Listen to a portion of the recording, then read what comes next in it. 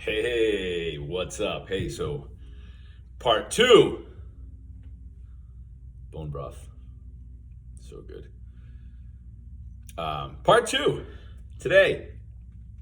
I appreciate all of you who checked in yesterday, threw me your email address. Those of you who have filled out the information, the nutritional assessment questionnaire, as they say. I just started digging into your files, and I will be sure to reach out in the next day or two with your initial analysis. It does take a few hours, so bear with me. As like I said, I'm kind of throwing myself out there and doing it for free. So, anyways, I wanted to dig in a little deeper, get a little nerdier. So, if you want to go ahead and comment with a little four eyes emoji guy, that'd be awesome. Because the comments are what makes the videos reach more people than what I have for a following. I have like 1,100 followers. There's been like a couple thousand views on yesterday's video. Hopefully we can keep doing more of the same. Although yesterday was more of a broad thing. We're going to talk about a couple of things.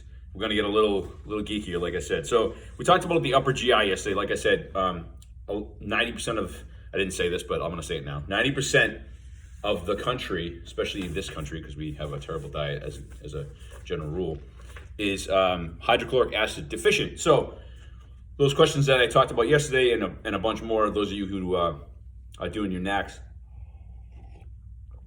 are finding out that there's even more questions about that. And you're thinking, wow, yeah, maybe he was right. So anyways, there's a dozen sections in the NAC, and those of you who've seen it know what I'm talking about. But I just want to, I just want to ask you a few of the questions that are on here, and maybe it'll trigger you to say, hey, man, that does sound like me. So section one was the upper GI. Section two is the general health of your liver and gallbladder and how it functions. Because your liver and your gallbladder do a lot of things. A lot of people don't even have a gallbladder now. But if you don't, then you probably have a supplement which makes your the gallbladder stuff. But both of these organs are very important in digestion as well. And like we said yesterday, you aren't what you eat, you are what you digest. So let's get a little gross, okay? Your liver and gallbladder may not be functioning if you have greasy or shiny stool. That's disgusting. Motion sickness could be a sign of liver dysfunction. Let's see, dry skin, itchy feet. You ever get this? Or skin peels on your feet? You ever get random itchy feet for no reason? Might be a liver issue. Now this doesn't mean you have complete cirrhosis of the liver, but it's something that you might want to investigate. A bitter taste in your mouth after you eat, especially. A headache over your eyes. Now you're going to hear later on when we talk about fatty acid, your fatty acid profile, that it's not just liver or gallbladder issues that cause those headaches, those tension headaches. It's also a lot of times a fatty acid deficiency. So you can, whatever it is, you're carrying stress. We should work on stress too. But if you get headaches randomly for no reason, that's not living healthy. That's not how you should be. And a lot of times, almost all the time, it's because you don't have enough healthy fat in your diet and your body is deficient in that. See, fat gets demonized a lot. And for those of you who've been around, listen to me for a while, you know that I talk a lot about healthy fat. And by the way, I put turmeric, ginger, and 2 tablespoons of grass-fed butter in here. So healthy fat, yeah, baby.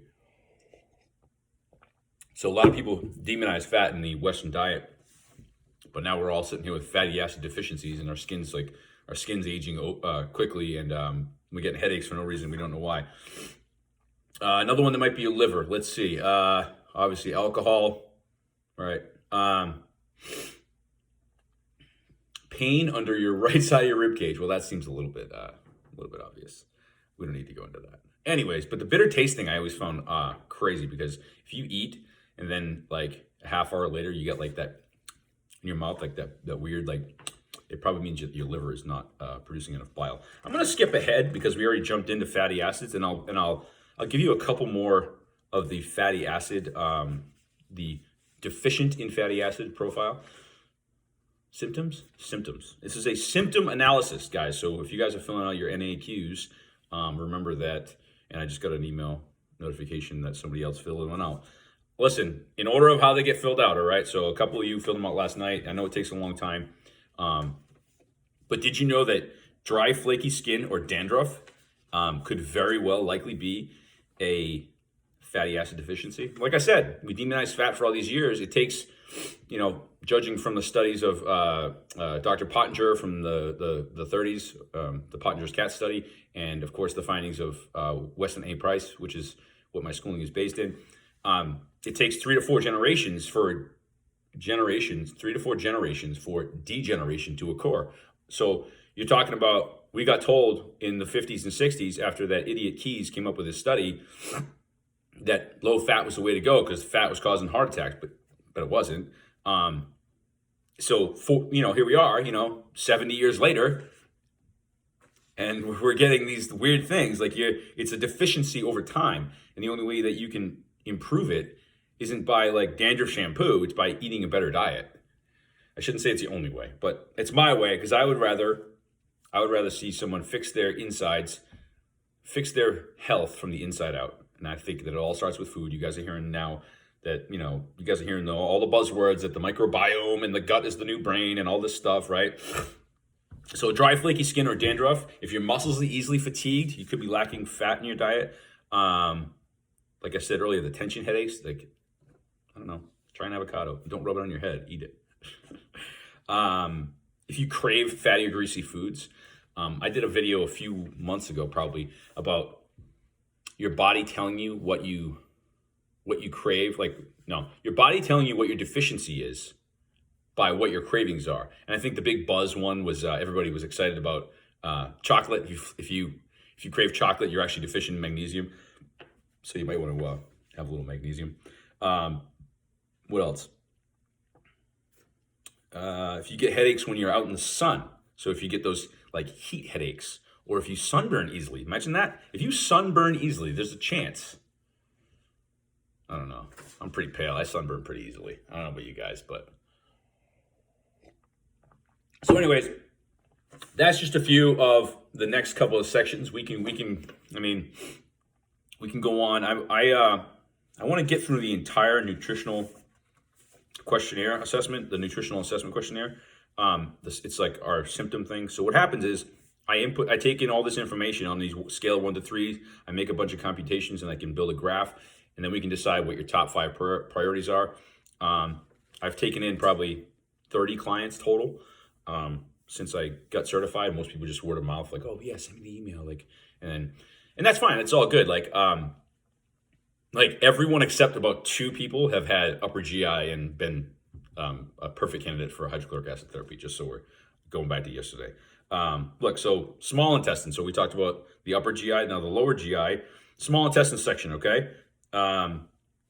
Let's see. Hives can be a small intestine issue. Sinus congestion, you believe that? Think about it. It all starts down here, guys. Dairy sensitivity, it is what it is. Like, people have sensitivities now. And I made it, like I told you guys a year ago probably, when I was talking about how we've given ourselves all these issues with that because of our diet over the last 60, 70 years. It's not what you're eating now that caused your dairy sensitivity. It's what your grandfather was told to eat, by the FDA, which was a complete fucking farce. And there I go. I want to get through all these without swearing. So a couple more small intestine issues. If you crave bread or noodles, I quit bread a long time ago. That was kind of my big thing. Over-the-counter pain medications. I should do an entire video on NSAID, NSAIDs, like Advil, Tylenol, and such, because they are a silent killer that everybody just kind of thinks is just no big deal. Oh, I took an Advil. Maybe I will, in fact, do that. So that's just a few. If your pulse speeds up after you eat, it's random, right? Like, who would even think of that? So that's just a few more about the lower GI, your fatty acid profile, and your liver and gallbladder function. So we're going to do this all week long. I would appreciate your comments, your follows, your likes. Invite 20 people to like my page. You can go to my page and there's a little invite button. Invite your friends and invite people that I don't know. Don't invite North Attleboro High School people. I know them. They're already on here. Or, you know, whatever. Anyways, I appreciate you all. Have an awesome day. Comment your email. I will still do assessments.